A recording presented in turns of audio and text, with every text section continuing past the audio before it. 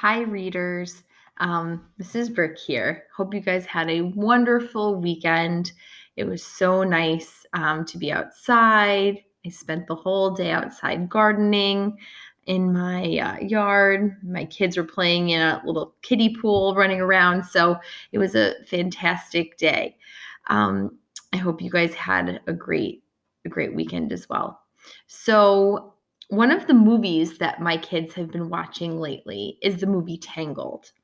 And if you've ever watched the movie Tangled, you know about Mother Gothel, right? Mother Gothel is a complicated character. She starts off in the beginning of the movie, um, being Rapunzel's primary caretaker, caring for her, making her meals, watching over her, and she presents herself as this motherly figure. But then you come to find out later on that Mother Gothel has kidnapped Rapunzel, and she's keeping her there in the tower, and not letting her leave, and she doesn't even ever tell her who her real parents are. So you find out throughout the story what kind of, in the beginning you think she's good, but in the end you realize how evil the character truly is, right? And in fantasy, that's often the way it is. Our fantasy characters, just like real people, are complex and they're complicated, and they might act one way in one context, and they might act one way in one relationship, but a completely other way in another relationship, right? So for us as readers, we have to be really, really diligent and really careful about examining how they are in those different contexts, right? Because even heroes have character flaws, and even villains might have some admirable traits that we can look out for, right? So today I want to teach you that as the books in the series we read become more complex, the characters also become more complicated. And just like real people, they are not just all evil or all good. They are nuanced.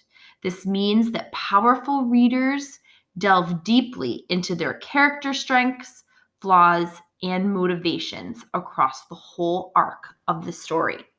So I wanted to show you what that looks like in the menagerie with our character Zoe.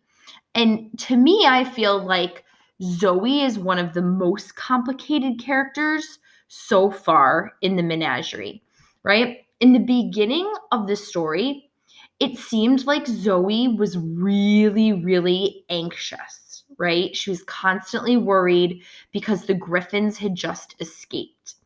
And then you can see I kind of created this emotional timeline, which kind of looks like an emotional roller coaster, actually, because it's showing how our character Zoe is changing throughout the book. So, like I said, she starts off in the beginning of the book being very anxious. Then things start to get even worse. She starts to feel guilty because she thinks she was the one that left the gate open to the menagerie, and that's why the Griffins escaped. But then she starts to become a little bit more relieved, and a little more calm as she befriends Logan, right? And starts to get more excited about letting him in as a friend. But then she starts to get really protective and suspicious of the menagerie after talking to her sister. And she decides to erase Logan's memory by giving him that Kraken juice, right? So then things start to go up again when she saves Logan from the lake, okay? And she starts to feel a little more heroic. So, readers, do you see how in one character she's experiencing all of these emotions, right? And we call this an emotional timeline, where we give the emotions and then back them up with text evidence. So in your book club book, I would love for you to try this with two of your characters, okay? So you could either draw that emotional timeline like I did on screen. I used Chrome Canvas. So I just drew a timeline on Chrome Canvas and then pasted it onto here. Or you can just do some quick writing about how your character is complex. Do they act differently with different people? Have they changed throughout the story? This could be something that you do some writing about, to talk about how your character is complex. And then do this with another character in your book or in your series as well. Okay. So, readers, hopefully, you will be able to pick out some characters that you can do this work with, because even though this is a fantasy series you're in, these characters are very real in many ways.